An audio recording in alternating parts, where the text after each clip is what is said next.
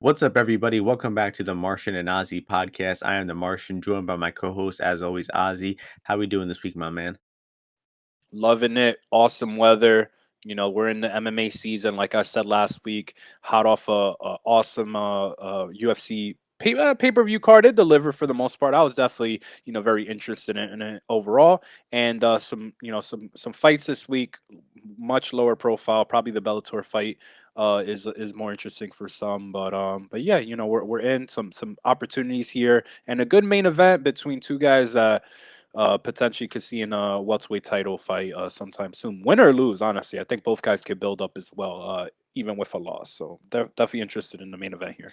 Yeah, it's good you're starting things off on a positive note before we talk about this week. Last week's card, definitely a good one. I mean, the pay-per-view, Pichel and Madsen was competitive. Torres and Dern was competitive.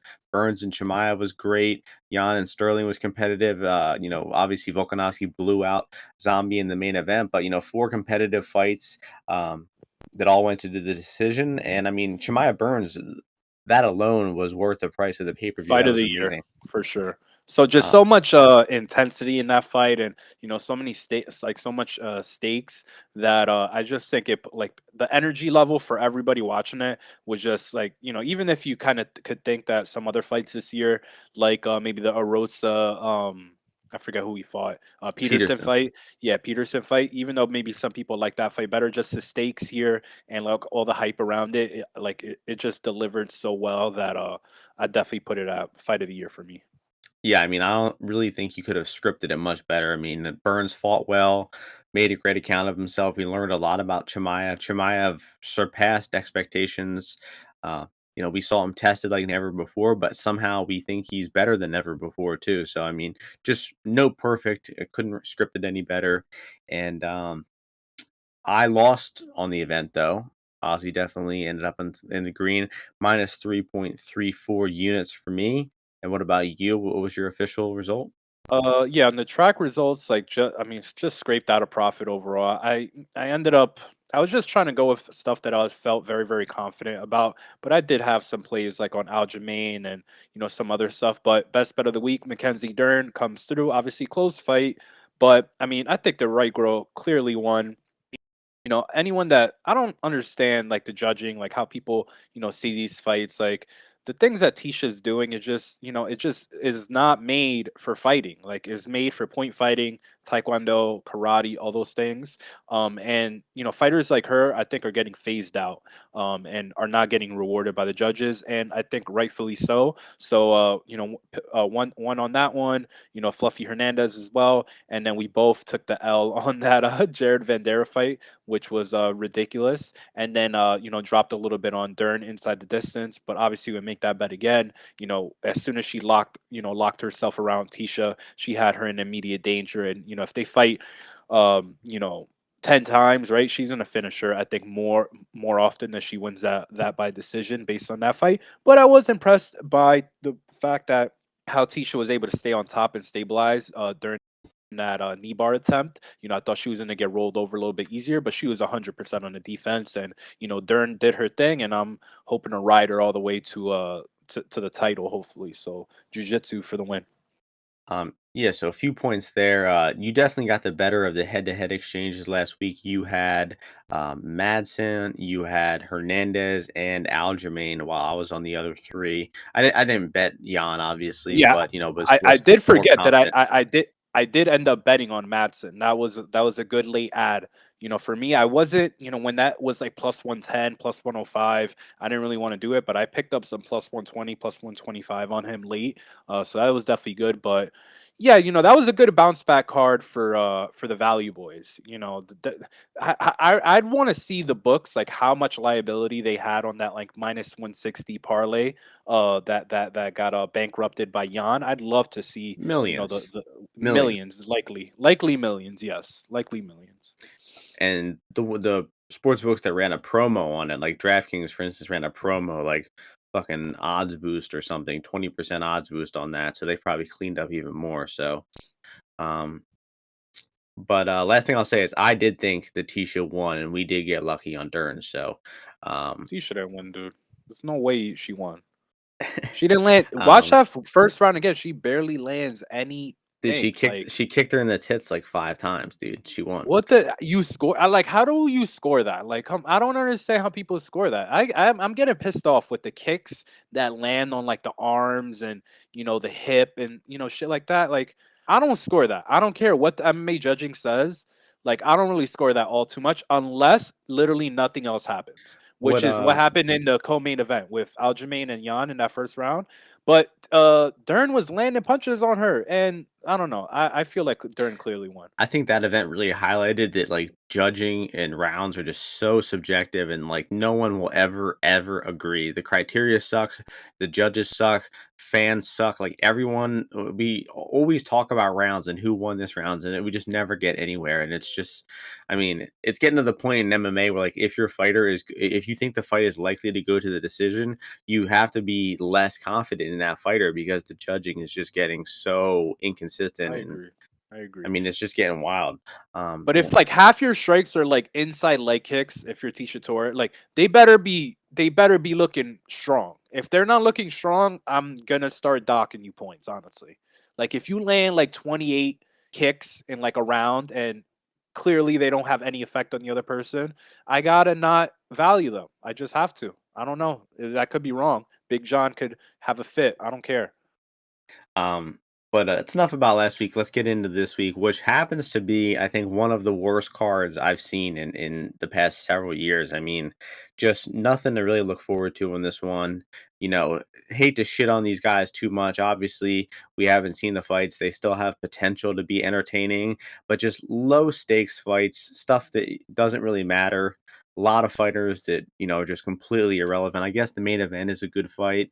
The These are co-main event build-up is fights. interesting. These are build-up fights this week. These are build-up fights. I feel like there's many fighters on this card that will have much higher profile fights after they whip these people's asses I don't know about on that. I Saturday. think Like I think Pat Sabatini. Pat's gonna get a top that's true. 15 guy after this. That's true, Pat, one of the few. If Miguel knocks out Fialho, I think he gets a good fight.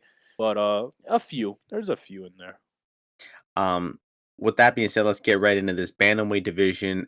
Haley Alateng taking on Kevin Kroom. Alateng minus 162, Kroom plus 142. I'll start this one off. I like Kroom here for a small bet. Obviously, you can't go too big. I only went 3/4 of a unit.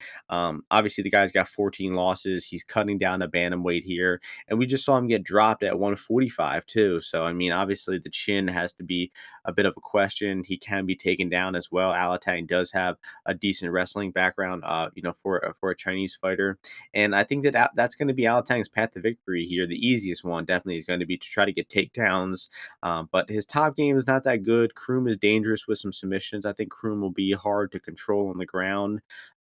Kroom is the much more volume striker. Alatang hits way harder. Kroom's going to have to watch his chin and make sure he doesn't get clipped here. But I mean, Kroom was just in a really close fight with Kelleher. He performed well in that fight despite clearly losing. And I just think Kroom is more experienced, probably the better striker, and he just needs to avoid getting finished here. So I like Kroom money line for a small bet. His decision only line on DraftKings, I think, is worth a play too. What are you thinking here on the first fight? I mean, Kroom's terrible. I can't believe you're investing in him. Like, him being down at 135, I think is bad move for him. Like, I mean, he was on the brink of death against Caceres. Like, he just got so gassed in that fight that I'm surprised he's going down to 135. I think he's just gonna be incredibly weak, which you kind of saw in that Kelleher fight. Like, I think that's like a little picture of what's gonna happen here. I just think Kroom overall is just way too easy to hit him. Yeah, he came out with a lot of volume against Kelleher, but I don't know, down another 10 pounds with like the speed that Alateng has. I don't know if I'm not saying Alateng's quick, but I just think it's going to be difficult for Kroom to have the same kind of game plan here. I do think that Alateng has some sneaky power as well, and it's pretty easy, yet again, like I said, to hit Kroom. So, I mean, he's going to have to be super volume very high. Look to avoid a big power shot coming back from Alateng and then also defend the takedown. So I'll side with Alateng here. I see some more action coming in on Kroom, but I'm not opposed. Like if it gets way low, I think I would take a stab on Alateng. If it got to like maybe, minus 140 maybe. But I'm gonna avoid this fight. Like it's not very interesting to me, and I think both guys have some paths to victory. But like I don't really see Kroom finishing Alateng, and I don't trust him to keep it vertical enough to score enough to get a clear win. Yeah, nothing I disagree with there too heavily. I'm just trusting Kroom decision though. Kroom trusting the decision though. American. Three to Kroom one, yeah. decision is 3-1. I think that's a okay look if you want to have some action on the fight. Yeah, I mean, or that decision only. I think it's like plus 165. I mean, if it gets to the decision, I don't think Alatang will be 2 to 1 to win. So enough about that one though. Another fight next. This is certainly a fight with two names that is happening. Um, Women's strawweight division, Estela Nunes taking on Sam Hughes. Nunes minus 210, Hughes plus 180. Oof. What are you thinking about this one? Oof, the classic women's MMA fighter that it will likely soon be 500. So I mean, I can't believe Sam Hughes is getting another opportunity in the UFC. Her best performance came against Martian's girl Loma, where she still decisively lost, but maybe made it a little bit closer. But I mean, the I just think stylistically, this is terrible for Sam Hughes because as a lot of people probably hit on in all of her fights, she's not very good in any capacity, like in any one discipline. And Estela Nunes, even though she lost in that third round, I don't think she won gassed out. I just think that Carnelosi is like very, very forward focused, and it's hard to kind of get your range on her. But she was throwing in some good 1-2s there that I like. That I think she's going to be able to connect on Sam Hughes pretty easily. And I don't think that Sam Hughes has the grappling game that Carnelosi brought that will make Nunes uncomfortable from uncorking probably even more strikes. I think that she has some more to give, being a Muay Thai based girl, with some a little bit more experience as well on the some other promotions than Sam Hughes. So I actually think the 2-1 is not that unfair, and I think it's gonna swell a little bit more. So if you're looking maybe for a little parlay piece, you know, I say this with not a crazy amount of conviction, but I do think that Estela Nunes is going to cover that price and be punching Sam Hughes in the face a lot. So I'll go with Estela Nunes and then more than likely by decision, but I wouldn't be surprised at a big shot hurting Sam Hughes. Yeah, I mean, I think Hughes is tough enough to stick around. I do think this will make it to the decision. Obviously, Nunes is the more potent offensive striker, but I think you can't be betting her over 2 to 1 for sure. I mean, she might cover, like you said, but it's gonna have to be like a prove it to me type of situation because, I mean, she just hasn't ever really covered minus 200 in an MMA fight before. So I don't think you can be trusting her to do so, even though Hughes is no good. I don't know. I have a little bit of faith in Hughes. I mean, she impressed me versus Lomachenko, made me or Loma Lookuni. I'm sorry. Imagine. Basically the same thing though. But, like, she made that fight really close, and, like, I feel like she knows, where her best range is. She's gonna pressure Nunes, maybe try to clinch her, maybe get a takedown, and I just think Nunes has no footwork to avoid being pressured. You saw Carnelossi just bull rush her way into the clinch there, and she was able to get some takedowns, so, um, I don't know. I have some minute faith in Hughes by decision. So maybe stab at that Hughes. What is that, like 350 or something like that? I imagine plus 310 for Hughes by decision. I mean, not very appealing, but I mean it's going to be a close women's MMA fight that's headed to the decision. So take a stab on the dog or don't bet at all. That's going to move us along to lightweight division. Trey Ogden making his UFC debut. Jordan Levitt as the dog here. We got Ogden minus 150, Levitt plus 130. I do have a bet on Ogden here. Um, got in on him at 120 and he's now 150. So clear CLV. Obviously the people saw that I betted and thousands of people jumped in on the line as well. That's why you're seeing it moving. But Levitt obviously is just kind of a goofy fighter, goofy personality, but the way he fights too is pretty silly. His striking is virtually non-existent, just throws out some weird kicks on the feet. And obviously, the guy is looking to grapple. He is a decent submission grappler, but I'm not impressed by his wrestling. I'm not impressed by his top game.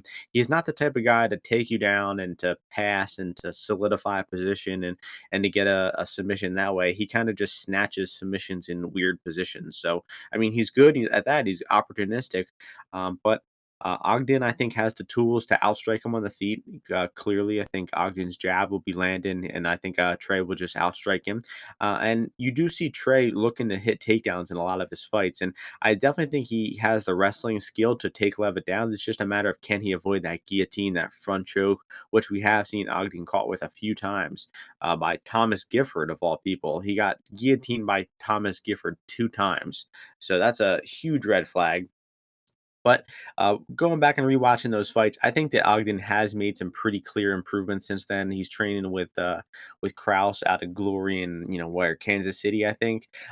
So I think he's getting a lot better. And if I were him, I would try to avoid the wrestling. Why take the fight to the ground and give Levitt a chance to submit you? Just sprawl and brawl, keep the fight standing, jab Levitt on the feet, stuff the takedowns, and I think he is capable of doing that. So I'll side with Trey here. Can't be overly confident considering he is making his UFC debut. But if you want to take some hedge, there's a perfect hedge out there.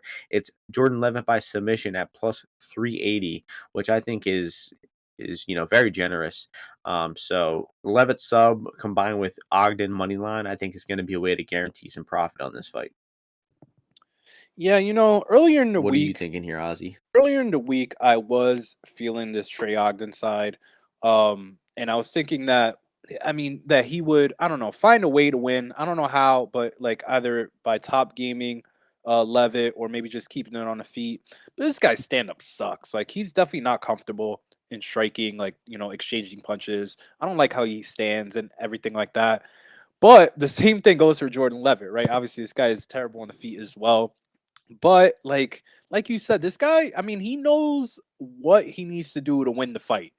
And I think that Trey Ogden, obviously, in those chokes that you mentioned, like it's just panic. Like you can't be that great of a grappler and be getting caught in submissions like that, in my opinion. Like when you're not even like trying to roll, flip out of there, any of those things, especially after he was talking a bunch of shit after that first fight that he lost, I think.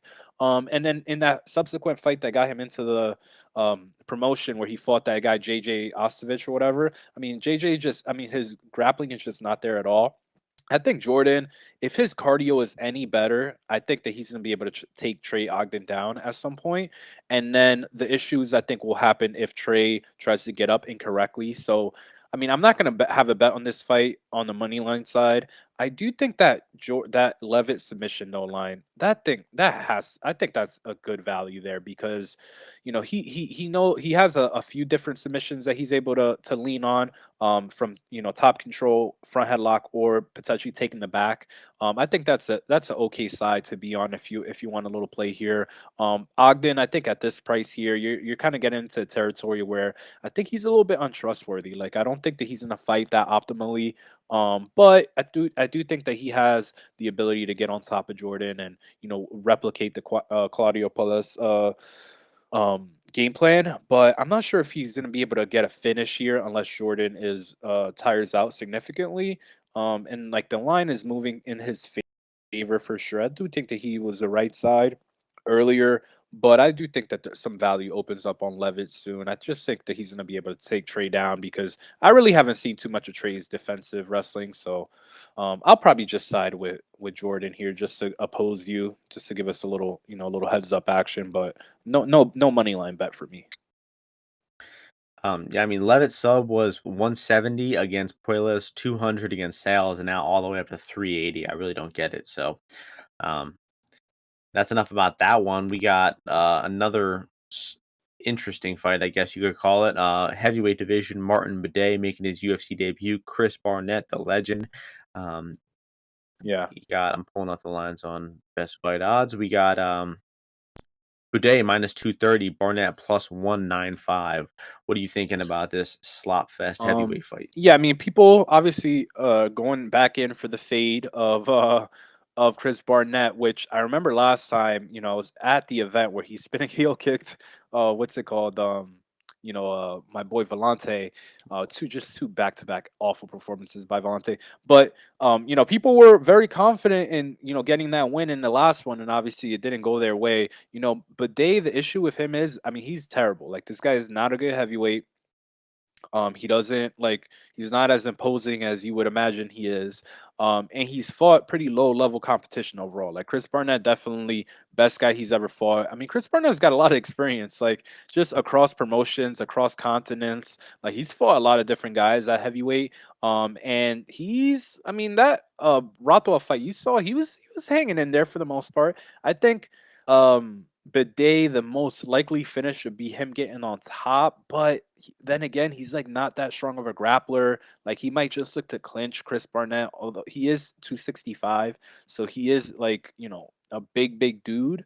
But I just don't think he's as potent of a finisher as obviously his record indicates. And action has been coming in on that over on the starts round two, so people are going to be on that. Hopefully, Chris Barnett does not screw that up. I think that if anybody did mess it up, it'd be him.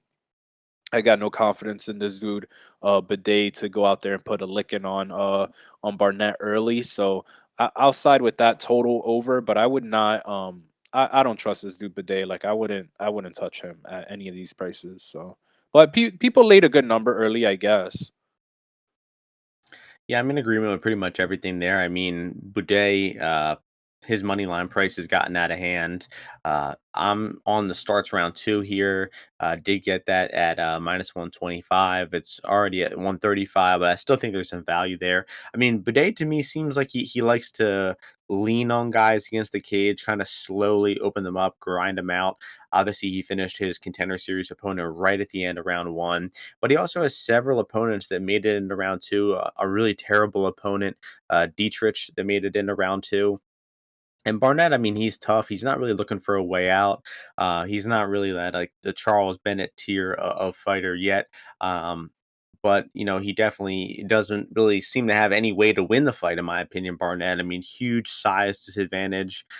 His strikes, I mean, there's just no real substance behind them. His spinning kicks are really the only strikes that he's landing. I mean, up until that Volante fight, like up until the final strike that landed, I think he only landed one other strike in that fight, and it was a spinning back kick to the body. Like this guy's punches, he just has no ability to cover distance because he's so short and stocky and slow that he just can't. His arms don't reach his opponents literally. So I don't know. I mean, I see it being really hard to imagine Barnett winning the fight. Uh, but I mean, it's also impossible to trust Boudet. UFC debut. I mean, a lot could happen here, but I think Bidet is going to lean on him against the cage, take him down, grind him out. And a line that I think is crazy here is Bidet by sub at 550. I mean, knockout is what minus 115. I mean, Barnett is tough at least, and he did get beat up by Rothwell and then eventually submitted, right? Like, I mean, he is liable to get submitted. So I say take a stab on that Boudet sub, maybe Boudet sub round two, round three. Those should have some juicy numbers like plus 1200 or something. So yeah, that's my way on playing the fight. That's going to take us next fight. I'd say one of the more interesting fights in the card, probably one of the closest line fights in the card, right? Near Pick'em, lightweight fight, Jesse-Ronson taking on Rafa Garcia, minus 110 Pick'em on both sides here. So yeah, closest line fight of the entire card, for good reason too. I mean, I think the consensus opinion here is pretty common that Ronson has had the better career, much more experience, probably the better skilled fighter, but he is coming off of almost a 2-year layoff. He's coming off a PED suspension. Uh, he's dropping down to lightweight in this fight. So there's a lot of question marks around Ronson. But the last time we saw Jesse in the ring, I mean, he looked sharp. I mean, he took on a welterweight in Dalby, a tough guy. Um, Tough journeyman type of fighter, and dropped him hard, finished him with a nice rear naked choke. And I just think Jesse is a pretty slick southpaw striker. The guy's got good boxing. I think he's got some decent kicks as well. And I see Ronson as the more diverse striker than Garcia. Garcia, his game is kind of the same in every fight. He plots forward. He's mostly a headhunter. He doesn't really throw any other strikes besides punches to the head. and he likes to wrestle. He is a decent wrestler, but he doesn't keep guys down. He is, known for just hitting takedowns and letting his opponents pop right back up. He only holds guys down for like 30 to 60 seconds maximum. And I think Ronson's takedown defense, his get out game are good enough that I'm not too worried about him getting held down here. So I think this will be a striking fight. It's going to be the Southpaw Ronson versus the Orthodox Garcia. I mean, it's going to be a lot of, punching each other in the head. And I'm just going to be trusting Ronson as the more experienced fighter. um, I think the fact that he's the better kicker, Ronson, will play into this fight. Maybe some leg kicks will be landing. And I just think Hoffa isn't too comfortable against Southpaws. You saw Nasrat give him a lot of problems from the Southpaw stance. Natan Levy was even giving him some trouble on the feet. He won round two there in the striking. So I like Ronson here. Can't be too confident in the guy considering the layoff, the weight cut, the USADA suspension and everything. But hopefully the guy's still on that good sauce. Hopefully he's still near his best form. And I think you got to trust him here for a small bet. 1 unit, 1.5 maximum. I disagree. I'm on the other side. I mean, this is a zigzag fight here because I bet on Ronson last fight against Dalby, and I bet against Garcia in his last fight against Natan Levy. But I like that you mentioned that Hoffa has had some experience against Southpaws, which I do like. I mean, he's training with a lot of good guys, and I hear his grappling game is pretty good. Like he's pretty tenacious. He's got a little submission game as well. And overall, I mean, this is a fade for me on the Ronson side. I mean, I do like Ronson skill wise, but like, I mean, he's another guy. He finds a way to lose fights. Like, I don't know what happens. Like, what goes on when he's fighting? Why is this guy calling me? What goes on when he's fighting? But he's 3-7, 4-7 in decisions. I'm not sure which one it is. Um, and yeah, and he's lost a bunch of split decisions. Like he's just not that great of a fighter in the third round. Absolutely. And I just feel like the pace that Garcia's in a fight is very very optimal to his game.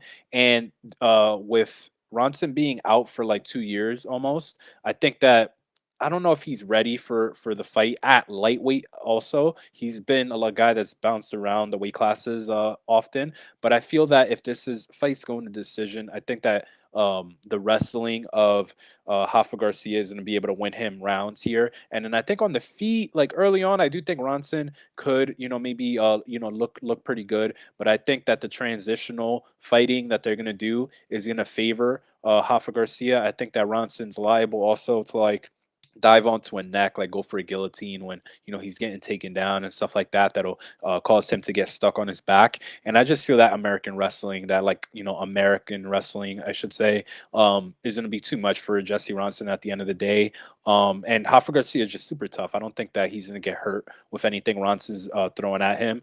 We know that Nicholas Dalby does not do well against Southpaws, and he got caught in that first round. But I think Garcia, he's easing his way into UFC now. I think this is a good matchup for him, and I think that he's going to pull away and get a decision win. And I think I'll take him for a small bet here, and then also invest a little bit in him by decision. Nice, good to get some head-to-head action here. We'll see who's right next week.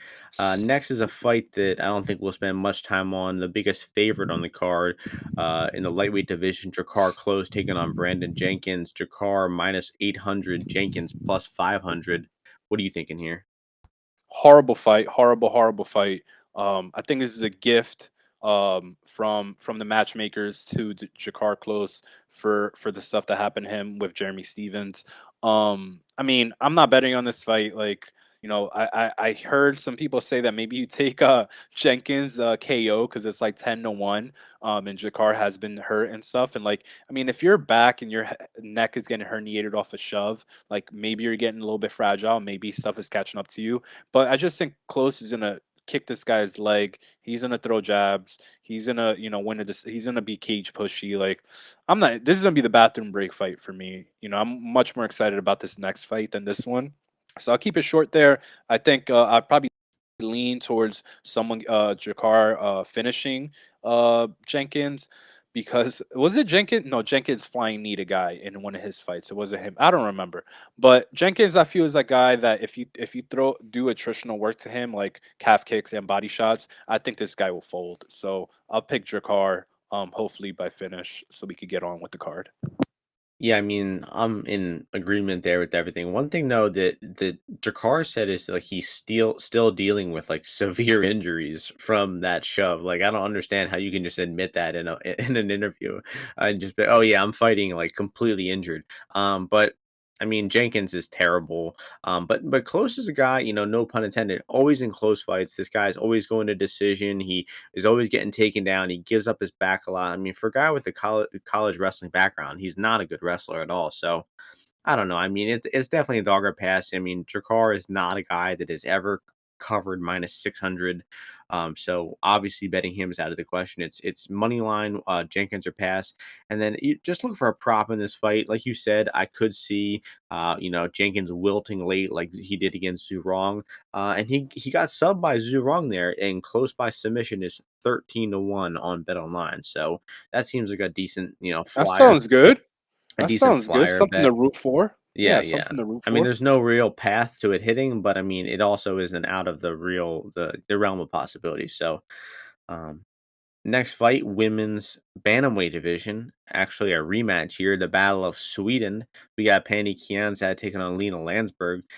Penny Kianzad minus 425, Landsberg plus 325. And Landsberg's first fight in almost 2.5 years, hasn't fought since January of 2020. That was a loss, dominant loss to Sarah McMahon there. So they have fought before. It was like 10 years ago, and Panny was the one initiating the grappling there. And Panny, was able to take her down and out grapple her pretty easily. But when the fight was on the feet, Panny didn't look very comfortable with the clinch battles. I think Landsberg actually won. Obviously, I expect this fight to look a lot different. Panny's boxing has gotten a lot better. I think Panny's gonna, box her up at range. The only way the Landsberg can win the fight is by getting it into the clinch, getting a ugly, grinding, clinch, cage pushing type of fight, which is where almost all of Landsberg's fights take place. I mean, if you look at her past 5 or 6 fights, I mean, all of them have a lot of grappling in it. So, and it's not out of the realm of possibilities that the Kianzad obliges that sloppy, grindy cage push type of fight, and this could turn into a close decision. So I mean, Penny, I feel like she has the capability to finish these women. Like she hits hard, she's a good boxer. She just never really pours it on. So I mean, Penny's knockout props always looks like intriguing, but it just never really comes close to hitting. But another spot here, Penny knockout plus 550. Landsberg is coming off a 2.5 year layoff. She's 40 years old. She's going to be at a big striking disadvantage here. I could see Landsberg just getting hit with some shots and kind of wilting and giving up there. But what are your thoughts there? I mean, obviously, I think the only props that are interesting here are Penny knockout 500 and Lena decision plus 500 as well. You have any interest in either of them? These are two girls that makes me highly question um the level of athlete that will ever come out of Sweden. You know, Hamzat not included because obviously he is Chechnyan, but these two girls are low level athletes, and because of that, and me seeing that Lena Landsberg fight where she was able to get on top of Macy kind of makes me think that, I mean, and I know Lena's coming off that baby and all those kind of things, but you saw her last opponent give birth, come back, and take down Carol Rosa and dominate her. Look, the overall thing is, Lena is very very slow, and Panny, I'm not saying her hands are quick, but she's much more straight with her shots, so it's easier for her to land. But I think, like I said with the Brandon Jenkins fight, attritional work here, I think, could do a number on Penny. So you saw Alexis Davis start chopping at her calf and made her really uncomfortable, but that was too late in the fight for her to take advantage of it. I think Lena has to do stuff like that, get in the clinch, like you said, potentially look to get on top. But like, I mean, Penny, I could see Penny just busting her up with the jab, just over and over and over again early. But Lena's a tough, like this lady's tough. Like, I mean, I wouldn't be surprised if like her next job is like she's like warden of a jail in Sweden or something like that, man. Because this girl's gritty, she's tatted, right? And I just think that she's gonna be able to make the fight a little bit close. Like maybe I'll take like a small flyer. It's like a fight, like you said, rematch. It's like for top Swedish Queen. women's MMA fighter. Yeah, queen of Sweden. So, I haven't been impressed with any wins that I've seen Pani put out there. She has no finishing ability for the most part. So They Lena's said got an extra. Betch Koheo. That's Did impressive. she finish her? No, that wasn't impressive, No. dude. That wasn't impressive. But Pani, what's it called? Lena's got more mouths to feed. I'll go with her. Maybe like a little tiny play. To hope for her to make the fight gritty, and Penny just doesn't pull away that late very often. Like she's not that great in the third round, but she looked okay in that Raquel fight. I don't want to shit on her too much, but this is a crazy price. Like I don't think there's another girl in this division. Like how many girls do you line Penny at -400 against in this whole division? Yeah, because in the Raquel fight, Penny started well in round one, but then round two, three, Raquel started just pushing her against the cage and kind of clinched her and won the fight that way. It's not unfathomable that it doesn't happen here. I feel like I've I said that. could see a clear win. I could see a clear win for Penny, but I just can't support this kind of pricing on a girl Yeah. like her.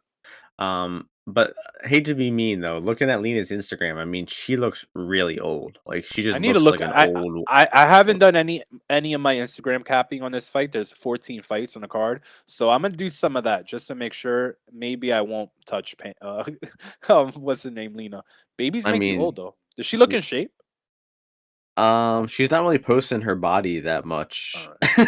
As funny as I'll be that on the sounds. lookout. I'll be on the lookout for that. I mean, So. she just looks ancient. I'll send you it right now. But all right, enough about that one. Heavyweight fight. Both these guys moving up to heavyweight in this fight.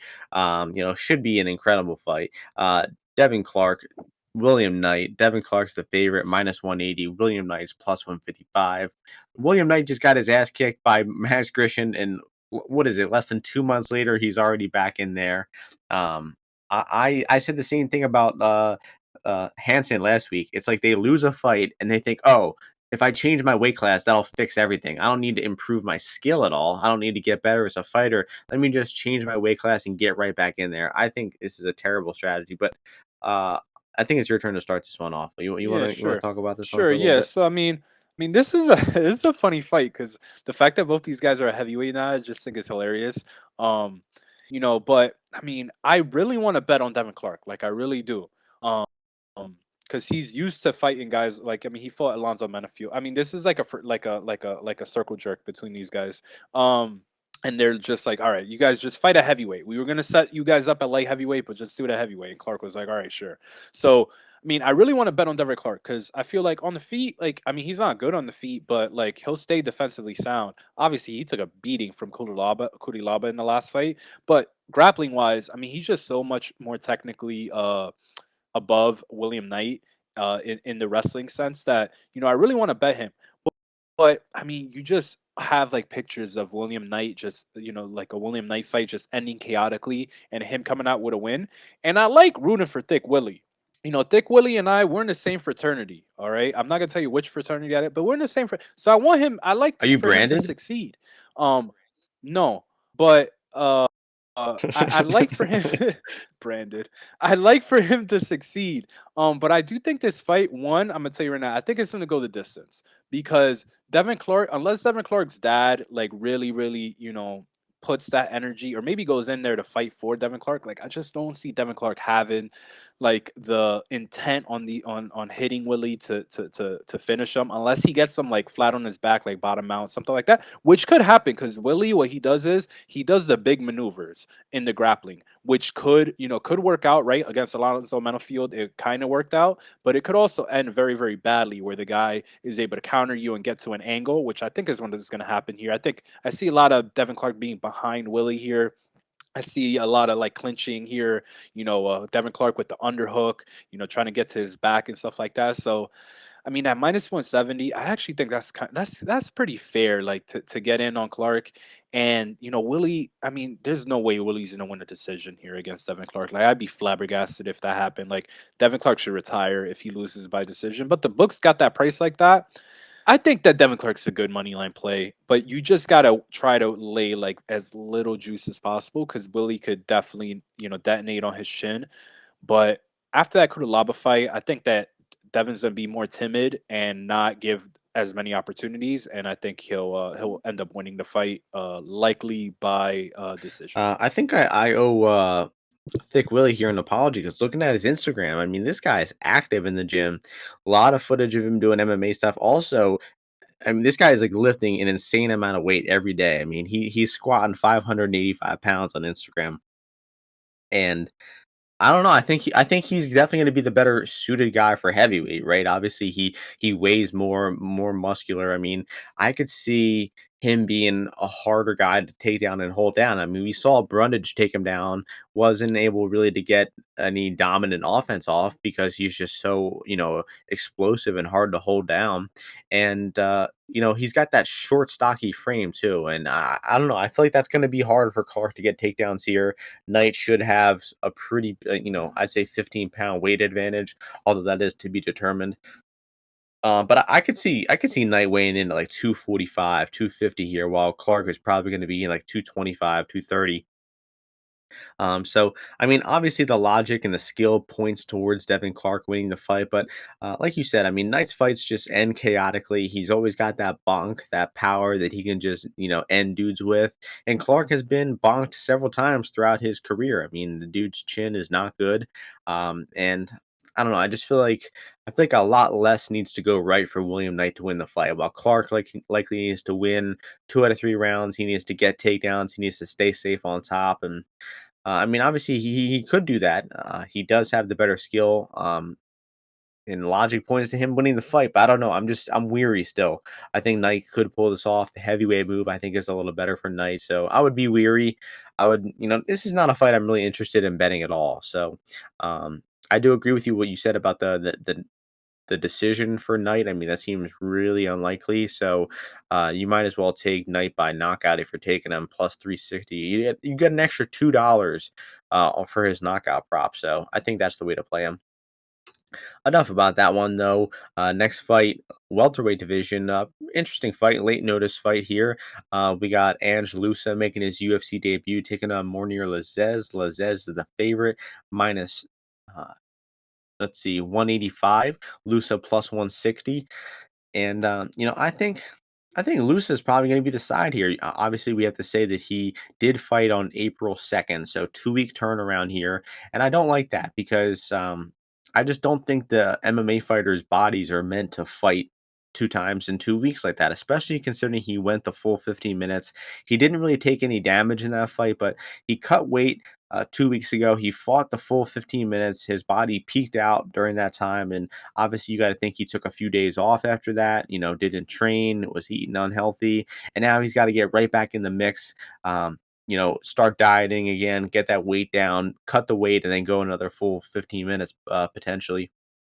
So if this was full camp for Lusa, I think I would be even more confident in him. But I still think he's going to be the side at this price because I think Lazzez is still getting overrated from that one win he has against Abdul Razak Al Hassan. Razak not a good fighter. Lazzez did look solid in that fight, but obviously you saw him severely overrated the next fight, got destroyed by Warley Alves, and now he's still a decent favorite here. Who was he supposed to fight before this got canceled? Ozzy, do you remember? Was it Chaos Williams, Um, Michelle no, Pereira? no, fuck. It was no. It was Oh, goddamn. Diego Trying to Lima. look it up now. No, it wasn't. No, it wasn't. Diego That was Lima. Baeza. It No, was Diego Lima. Zaleski dos Santos. That's right. Um, Desestia dos Zaleski would have Santos. fucked him up.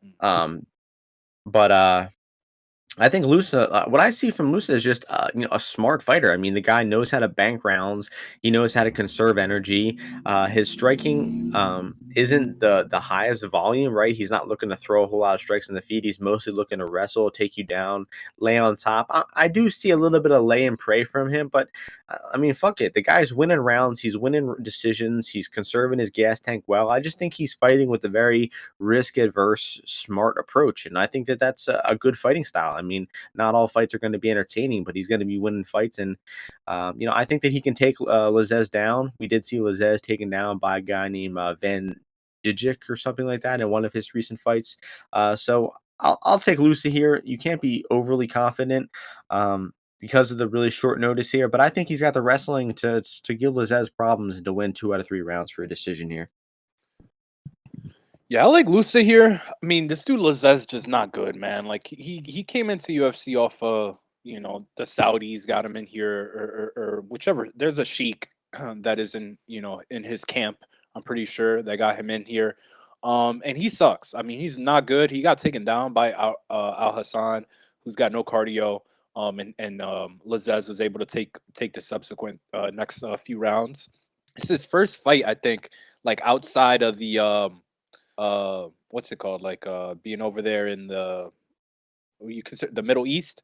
How did I forget the Middle? This is where we all started. How could I forget? But yeah, outside of the Middle East, is like his first fight ever. Loosa is here on short notice, but that fight against John Howard, it wasn't that difficult of a fight. I think he showed like. I mean, I think he slowed down a little bit in that Magdalena fight, but that fight, it was like a pick. It was like pick 'em odds. I think maybe Magdalena was like -120, maybe. But I thought he looked okay in that fight. He mounted a comeback there, which I like to see. Even though that Jack was landing bigger shots on him, his wrestling definitely looked to me like it has improved. Right in the Magdalena fight, I was like, I don't know about his wrestling here, but in the Howard fight, it looked pretty good. He was finishing takedowns well. On the feet, I think he's all right. Like his defense is not bad. He doesn't put himself in that bad of situations. My favorite bet, or a bet that I like also in this fight, is for it just to go the distance. I think both guys will come out not timid, but I just don't think they're going to come out hyper aggressive. I think that there will be some clinching here. You saw that in that Worley fight, right? When Worley like just came at Lazzez, and they were in the clinch for a little bit, and then even when that knockout came, they were against the fence. This is a smaller cage as well, so I think Lusa here, the takedowns that he's shown, I think will be good for him. I think he's shown pretty good cardio, shown some durability overall, and a pretty nice will to fight. So I do think that this should be a little bit closer here, because Lazzez is 34 years old. He hasn't fought in a year. That was an awful loss. Like that was just like a uh beta energy loss. Like he just was not ready for a dude to come at him with that aggression. I think Al Hassan, that fight was a lot slower of a pace because Al Hassan had missed weight. It was down at 170, all those kinds of things. And he was looking to conserve energy a little bit, even though he did take Lazzez down and do stuff like that. So I think Lusa here is the side. I just only thing withstanding is the potential weight cut, like you mentioned. Him maybe blowing up a little bit after that Howard fight. But I got a bet on him, I'll tell you, and I think I'll add in that goes the distance and maybe a little small stab as well on Lusa by decision. That's like +350. That price is just incorrect. So I think you could play that if you want just a plus money play on this. And I think that this potential for him to either hold Lazzez down, take him down multiple times, or for it just to be a competitive striking fight, because I don't really think Lazzez has actually great power for the 170 division. Another line here, Lusa by sub +2000. I mean, he had a fully locked in arm triangle on Jack Maddalena there. Maddalena Yeah. survived somehow, but Lusa sub for a guy whose game plan is grappling. I'll take sub 2000. Enough about that one though. Next fight, featherweight division. One of Ozzy's favorite fighters, Philly's own Project Pat, as he likes to call him, Pat Sabatini, taking on TJ Laramie. You definitely coined that phrase, Project Pat, right? That's all you. I mean, Of if anybody course. says that Of course. they owe some copyrights to Ozzy here. But we got Sabatini -500, Laramie +375. Your turn to start this one off. You thinking your boy Um rolls here? Or you think this is a tough matchup? Yeah, I don't really think it's a tough matchup. I mean, the only redeeming thing there's a few. Well, there's a few. First, TJ Laramie's brother. If you don't know him, he's pretty good, and he fought some kid on the LFA a few fights ago, a few events ago, where I was like, whoa, like this dude is related to Laramie, and it looked to me like. I don't know, like Laramie could fight the same way, but I don't know why he doesn't. Laramie does look like he's in pretty good shape this fight, but I think this guy should be a 135er overall. I think that once Pat, the thing is, Pat is just so patient of a grappler overall. Like he's not rushing to get these takedowns. But I think once he grabs Laramie, I just think that Laramie's going to he's going to make it more difficult than like I think Lutz did a little bit. But because Lutz was just so defensive, like he wasn't looking to attack anything in the way of like stopping any of the progression or getting back up. Uh, Lutz just didn't want to get submitted. overall, but he posed no threats at all. I think Laramie, he, coming off those losses and stuff, like I think that he actually has a little bit better grappling than he's shown. But I mean, Sabatini, I mean, I'm telling you, this guy's good, a good grappler. Like people want to laugh, they're like, "Oh, Ozzy, he submit." Yeah, dude, you know what? He submits a lot of motherfuckers. Okay, a lot of them. Okay, almost most of the guys I've ever seen this guy grapple, he submitted them. And he's just very, very strong.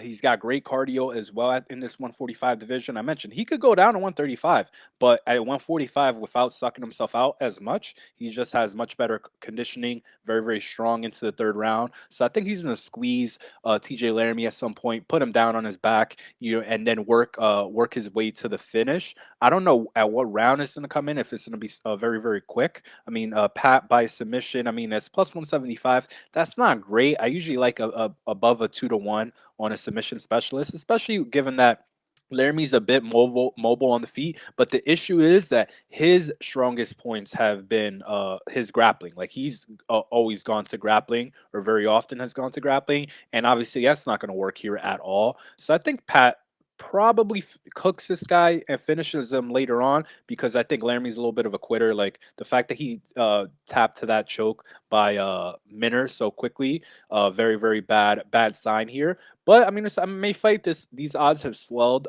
tremendously, so I would only be looking for a prop here. Like I said, that submission, or under, maybe doesn't go the distance, something like that. Because I do think that Pat here is being set up for a little bit more of a clear run up to the top 15 or the top 10.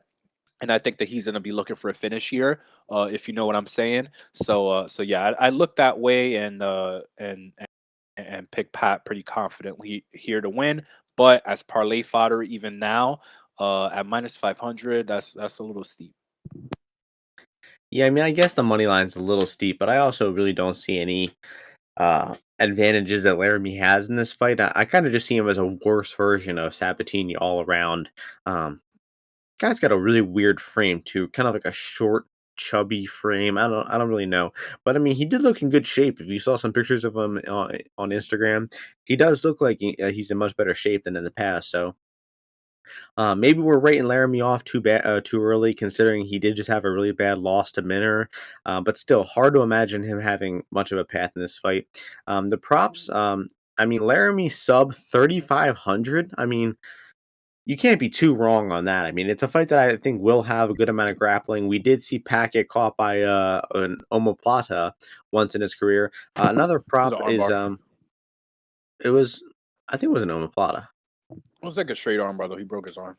That's true. That's And another James is really Gonzalez, good compared to, yeah, yeah, he's really good. Borralho beat him. Sabatini though, knockout plus 900. Sabatini has knocked a dude stiff on CFFC before, and maybe we're gonna see like Sabatini looking to work on his striking a little bit. I don't know. I just think that Sabatini's a real intelligent fighter. I don't see him losing this fight. It's just a matter of what method he's going to win by. And I don't really have a clear read or lean towards whether it's going to be inside the distance or decision. So not a fight I really see too much interest in. Maybe Sabatini in round three. What is that Yeah, at yeah. 1100? I think I'm gonna try like a Sabatini 2-3, prop, just because I think Laramie's gonna have a moment here. Like he's not a trash can 145er. He's not like the Yeah. worst guy in the roster. Um, so I think he'll probably be mobile early on, land some punches maybe, but Pat's gonna track him down, I think, and I'll do the 2-3 submission, or finish, and hopefully that'll cash. Weird matchmaking though. I mean, I feel like Lutz and Emmers are ahead of this guy Laramie, and Yeah, I mean, they're kind of guys have been dropping out of this fight against Pat. Like, I think he was supposed to fight Tucker Lutz, or not Lutz, Tucker Lutz, Gavin Tucker. Gavin Tucker. Yeah, these Tuckers, and one other guy, and now they have him fighting this guy. So I don't know. He was gonna Um, kill Gavin Tucker. That would have been an easy fight. that would have been a much closer line. That would have been interesting. Yeah, that would have been a Next good fight. line to make money on.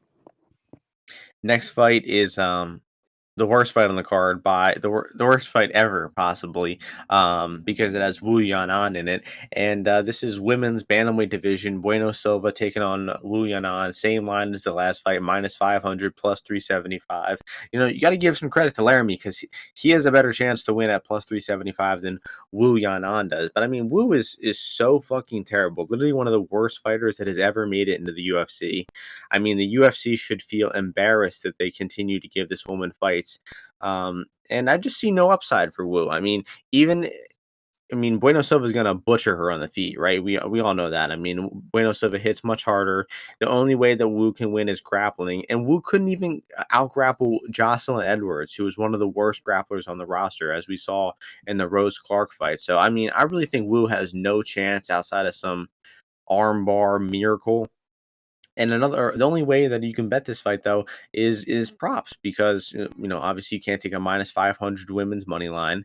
I think that's the Silva by knockout +650 on DraftKings, and also her round three prop. If you remember, Silva's fight against Montana De La Rosa and against Mary Mirage, she was beating the shit out of both of them in round three. So the woman's got reliable cardio. She can stick in a tough fight and grind out some high output late on. So look, I like the Silva knockout prop at 650, and then look for the Silva 2-3 props too as well. I think she could, whatever Silva knockout round three is, it's probably going to be like 30-1. Take a stab on that because I think that's actually a really good stab on this one.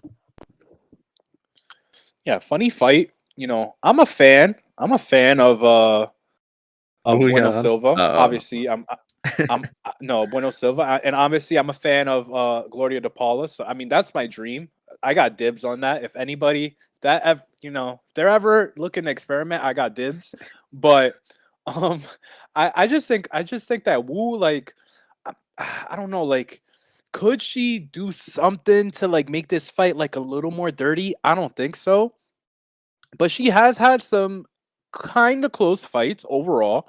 And she hasn't been finished in any of them.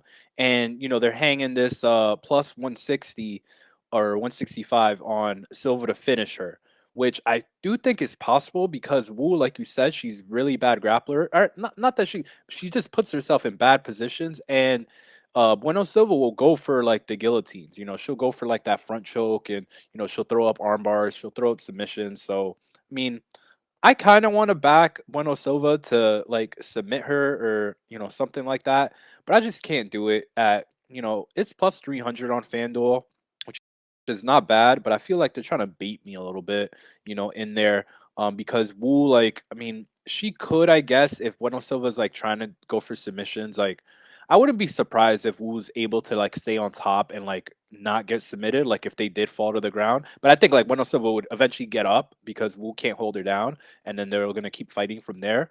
So I'm just gonna pass in this fight. I don't want to donate any money to the books, potentially, but I really hope that that Bueno Silva could finish Wu just so we could cut this lady. This girl's not why is she in the UFC? No, her fights aren't exciting. She's not good at anything. There has to be some better Chinese fighters, women, that to get into the UFC. What's going on here? So I'll pick Bueno Silva, but another bathroom break fight. DraftKings Bueno Silva knockout round three plus 3,500. I'm telling you, that shit is hitting. It's the Oof. investment opportunity of a lifetime. You can make 35 times your money, and I'm telling you right now how to do And it for Jocelyn free. Edwards landed. Jocelyn Edwards landed 30 more strikes than Wu. I don't know. Bueno Silva turns up the Yeah. pace.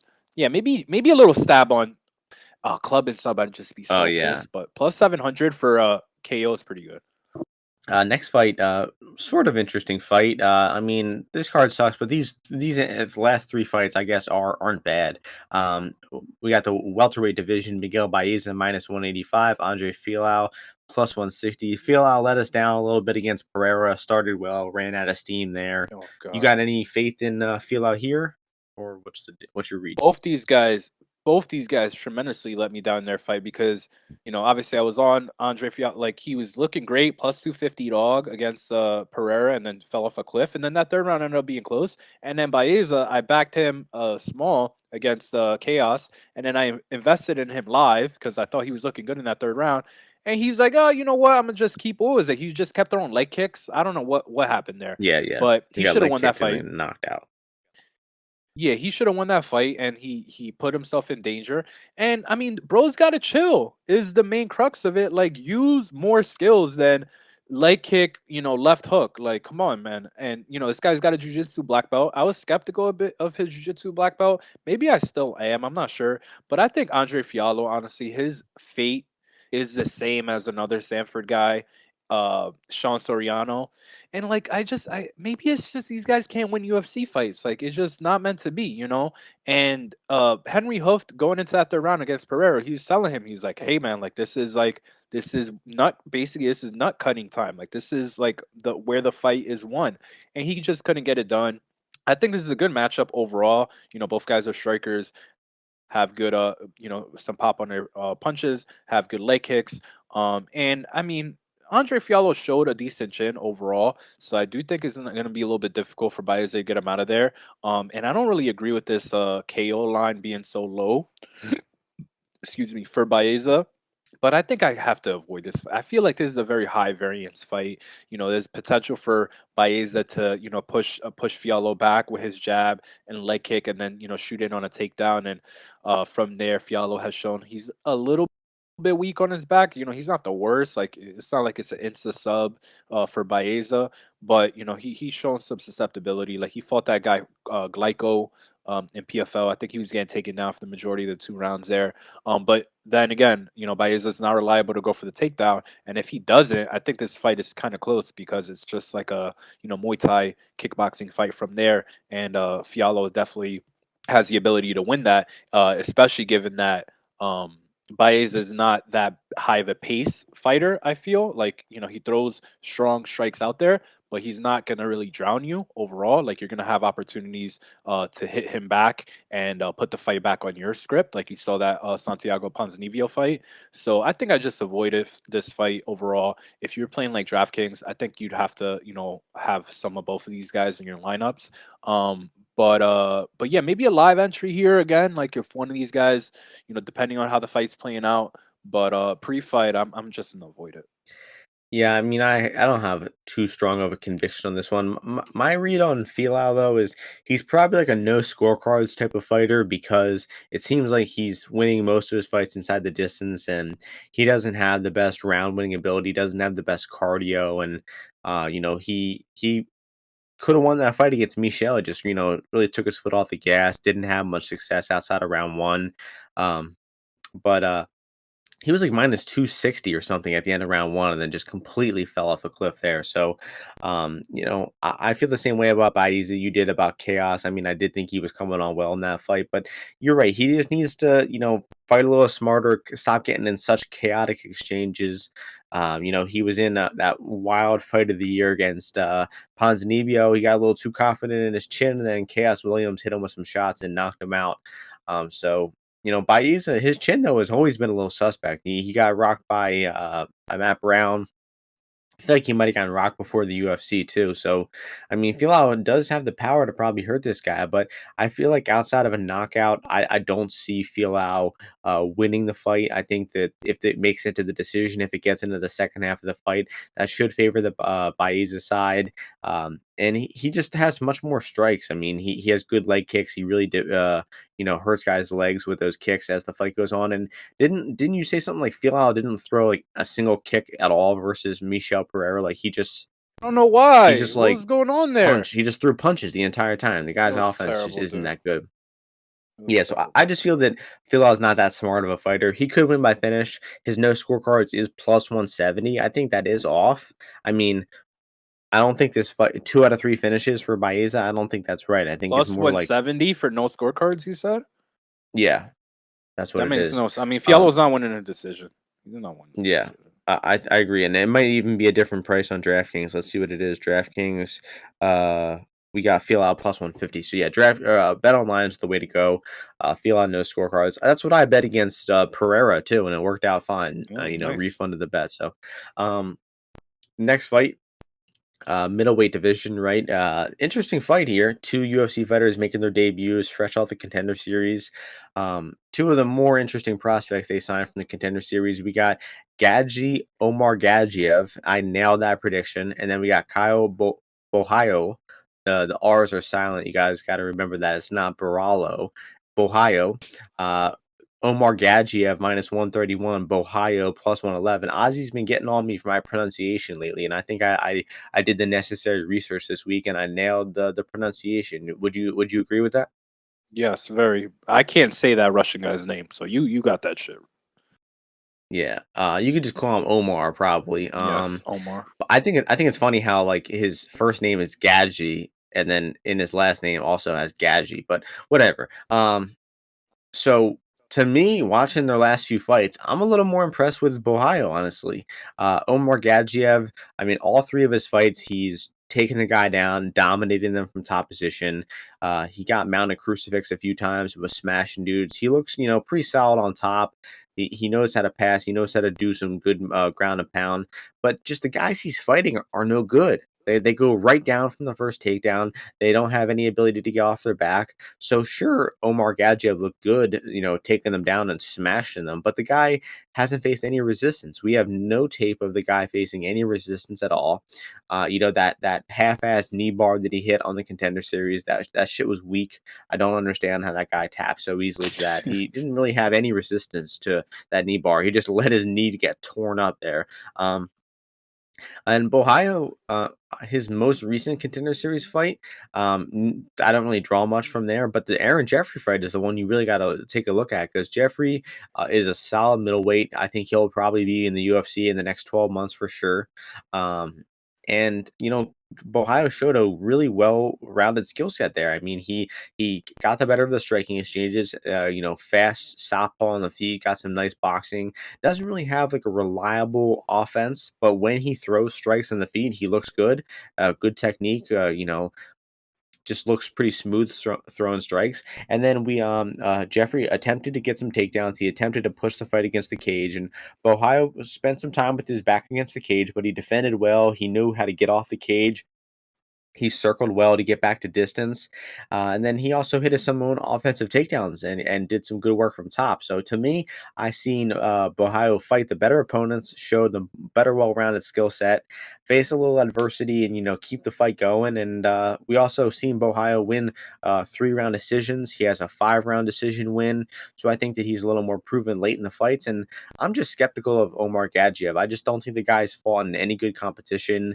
And like, what does it look like if he gets one of his takedown stuff? What's it going to look like? And his striking, Gadji, is just real wild and not very technical. He just gets in some wild brawling exchanges, and I don't know. I think Bohio is cleaner everywhere. He's more tested. Looks like the better athlete. So I like Bohio here. Plus money on Bohio. I think it's the way to go. I probably would line him slight favorite. Um, so yeah, that's my thoughts. What are you thinking? Yeah, I came to that same conclusion over like the last like 2 days. Like I was observing this fight, quite a bit.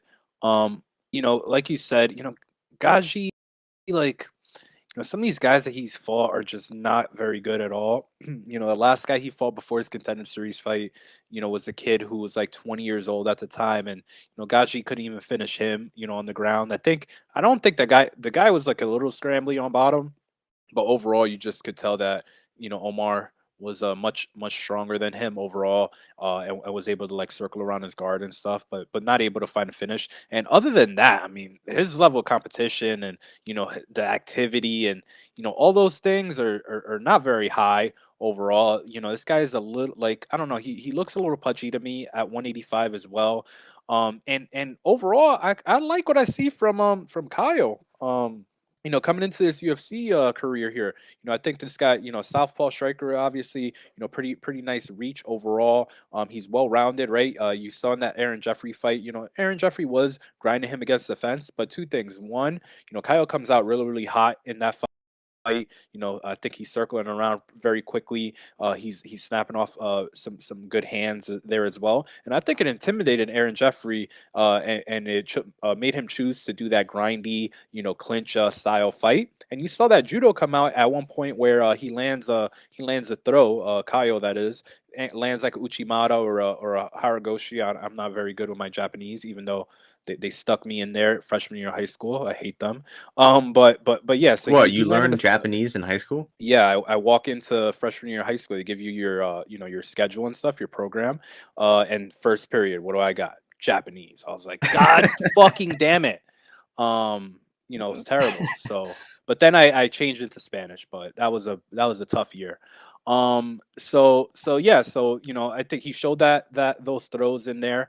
He was able to peel Jeffrey up on numerous occasions, and in range at range, I think this guy's pretty good. He's aware of the strikes that he wants to throw out there. He's got pretty good feints. He changes levels when he is throwing some of these strikes. So I think he's going to be tapping, busting up Gaji's or Omar's face with the jab, potentially land that left hand. And Omar, I just don't know have any feel on what this guy's gonna look like on the feet, like you said, after either like you said, a defensive a takedown or in like the second or third rounds, where I think people are kind of discounting and thinking Kyle is gonna slow down, which I don't really think that's gonna be the case because Omar, I mean, he doesn't push that great of a pace. When he's on the ground, I don't really think like the control's okay, but he's never really fought a guy like Kyle, who is, from all accounts, a very good grappler.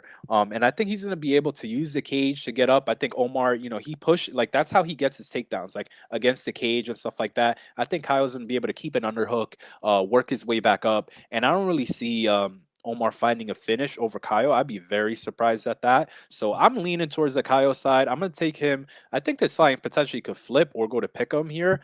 So I'm gonna just jump on it now at plus 115. I think I could get right now. I just think better striker. I don't think that Omar has fought any southpaws for the most part. Right, that might throw off his takedown ability as well and his entries. And I think Kyle is going to be able to potentially land on this guy, as he tries to come in, and rush in. And this guy, he's not comfortable on the feet at all. He'll throw a few power strikes out there, but I think Kyle's going to be able to scare him off with some feints, and then end up starting to land a more significant punches. And I don't. And another thing, last thing, Omar was on top of that guy in contender. You could tell he couldn't, like, there's no way he's passing that guy's guard. Like, he didn't even attempt or come close, and his ground and pound looked kind of weak to me. And then what does he elect to do? He goes for that heel hook and transfers it to a knee bar. I don't really think that's happening here. I think even if he does land on top, there's potential for this to get stood up, and him to even lose the round, even like off of from Kyle on his back, or from Kyle working earlier and Omar getting the takedown. And I might look at, people have been talking about these split decision props. Kyle by decision, or or adding on by split decision. I think that'll be interesting, because I think it could be a very, like, Kyle by split decision, 14-1. So someone hit it because it was 16-1. Now it's 14-1. But Kyle by decision only, like just decision, you could get almost 4-1 on that. I think that's pretty good. He's a very cerebral fighter, but I like him overall on his money line as well. Yeah, I mean, we haven't seen Bohio on bottom, but considering his offensive grappling, I think there's good reason to doubt he's a good, well-rounded grappler. So I think he I'll trains side with with him. Damian Maya. I don't know what that was, He just but looks like a cool dude too, with the neck tats. Like I just don't yeah, see him losing. yeah, I agree. Um, Main event time, welterweight division, a rematch. First fight was about 6 or 7 years ago. Luque knocked him Five. out in 90 seconds. Here we are getting the rematch. Vicente Luque minus 171. Bilal, remember the name, Muhammad plus 153. And interesting fight. Definitely the best fight on the card by a pretty large margin. I think it's a decent time for a rematch. I feel like Vincente is getting a little bit of a step back. He just finished Chiesa on a pay per view. I would have thought that he would have been high rolled to a higher spot here, but I'm not mad about the matchmaking. I'm excited for the fight. It's your turn to start it off, though. What are you thinking about this main event? Very interested in this fight. I've liked what I've been seeing from Bilal. I've been like a little bit lukewarm on Bilal like his whole UFC career. I remember, I think the one of the only times I was against him was against Lyman Good, like with conviction. I just thought that Lyman Good would find him with power shots. But I mean, Bilal, he's just super steady, man. He comes out, volume based approach. obvious volume-based approach. Obviously, he has the wrestling that he's been showing and he's been growing with that. I know he's been working with kind of like Khabib, like the Ali Khabib team. He's been working on his wrestling there, and I do think this guy is a potential contender. Like I don't think he's an easy fight for anyone, which is why I'm a little skeptical about this line. Like, people obviously he knocked out Bilal pretty easily the first time. But I mean, it was just like a quick fight. Boom, tap him on the chin, left hook, nice counter to finish him off here. But I mean, the thing is with Vicente is like he goes into wars. Two, oftentimes, like it's easy to hit him. Like the other guy hits Vincente just as much as he hits you. And some of these shots that he's landing on these guys, like it's with reckless abandon, and it's because like the other guy is like electing to just exchange with him.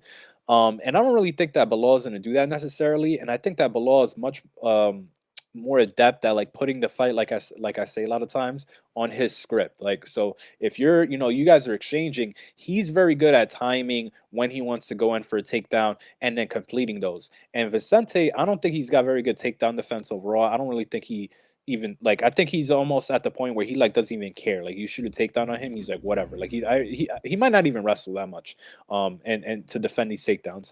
But on the feet even it's just so easy to hit him that I don't really know how you could favor him this heavily.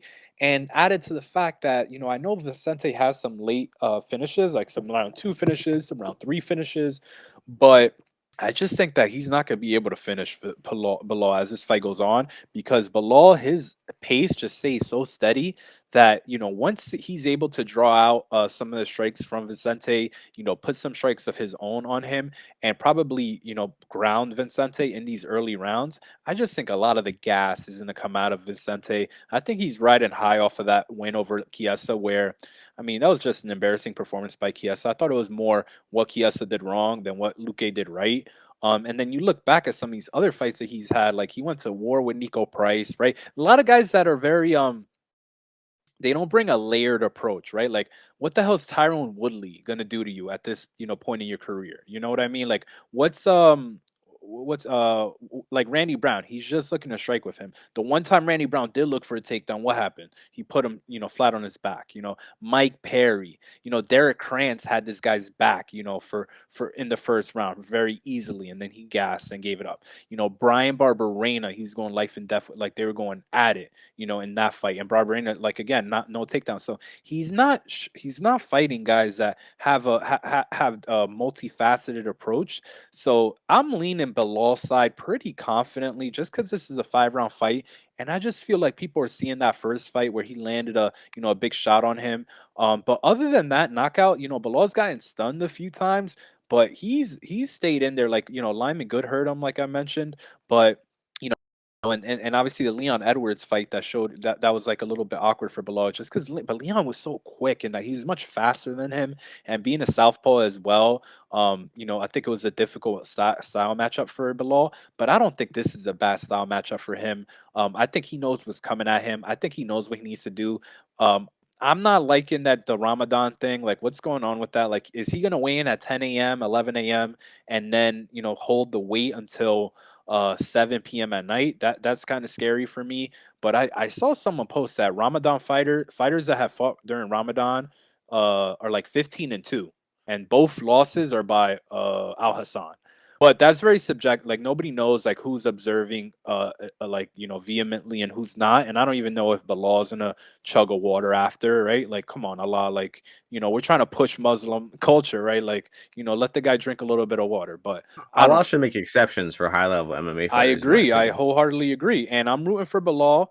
And I think he's the side here, man. I think this is a good money line value. 40% for Bilal to beat Vicente Luque in a 5 rounder. Vicente just I mean, he looks tired to me sometimes in these later fights. Like in that Randy Brown fight, that second round, like I thought he was tired.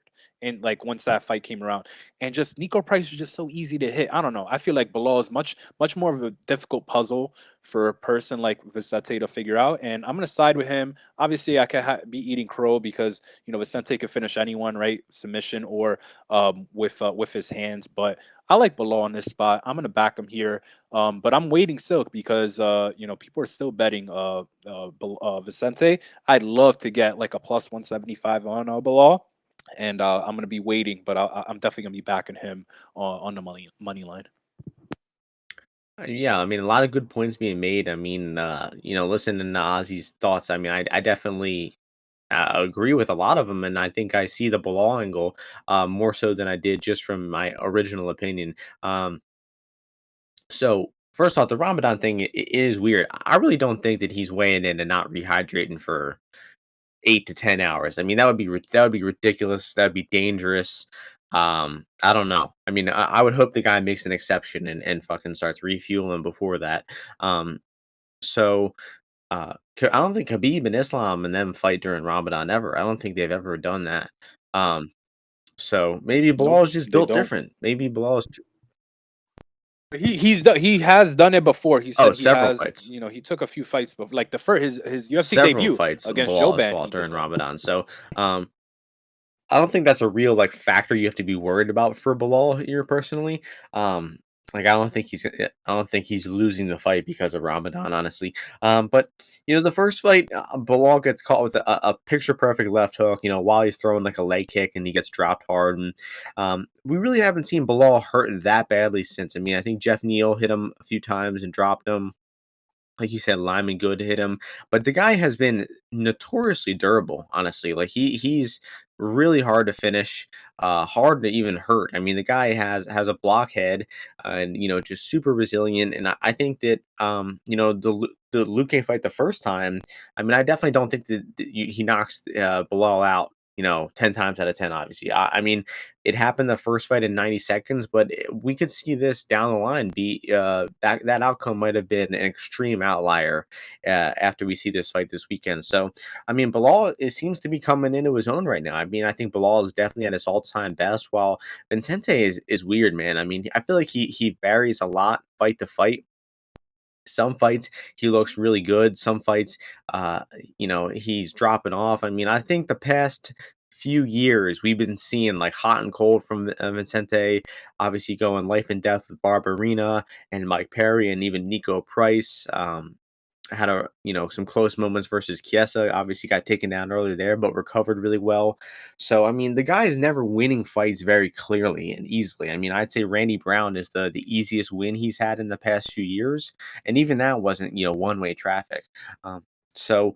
Now, Vincente is the much more dangerous striker. He hits harder. He hurts guys. Bilal does not have power on the feet. He does not hurt people with strikes. So the striking is going to favor Luque here, pretty heavily. But I really don't think that Bilal is gonna go down easy here. I think he's gonna be sticking around at striking range. And if he gets hurt with the hard shot, then he's gonna start wrestling really hard. He's gonna get the fight to the cage. It is the small cage, so he's gonna have a little easier time getting Luque pinned against the cage. Uh, and I think that Bilal definitely has the ability to take Vincente down. It's just a matter of how long will he keep him down? Is Vincente gonna get one of those nasty front chokes that he has? And there was a moment versus Wonder Boy where Bilal shoots a takedown. He kind of gets stalled out against the cage, and his neck gets left out of there a little bit. And Wonder Boy has like a half-ass guillotine attempt, but it does make Bilal, go to his back and give up the position and end on bottom. So that is worth noting that if we see Bilal really try hard for those takedowns, like say Luque lands a hard punch, maybe wobbles Bilal a little bit. We see Bilal go really hard for a takedown. Watch that neck, because if he leaves that neck out there, we've seen it time and time again that Luque's front chokes are nasty. So it's definitely possible that Luque could catch him with one of those, but I mean, I could see also Bilal just hitting a takedown and being conservative on top, keeping that position. I mean, Michael Chiesa had all the ability in the world to beat Vincente Luque that night, but he just got so wild and overzealous with his positions and going for a rear naked choke with no hooks in. If Bilal has a more conservative approach like he did against Wonder Boy, just hold him up against the cage, control him, win rounds, Don't go for any crazy submissions or back takes. I mean, Bilal is really capable of banking these rounds with that grappling control. And I think the later the fight goes, it's going to favor Bilal. I definitely agree with Ozzy's points about Luque being the most dangerous in the first 2 rounds. And then the third round gets dicey. I mean, the Barberena fight, the Perry fight, those fights, the Nico Price fight, all those fights made it into the third round, and all of them were really close. I mean, they were all 1-1 on the scorecards, maybe even 2-0. One judge had Nico Price up 2-0. So, I mean, Luque is in closer fights with worse fighters than Bilal. Um, he struggles with wrestlers consistently throughout his career. So I do think Bilal is going to be the side here. I mean, Luque, if you're taking Luque, take him by knockout, right? I mean, I really don't think that Luque is winning 3 out of 5 rounds here. I mean, I think that.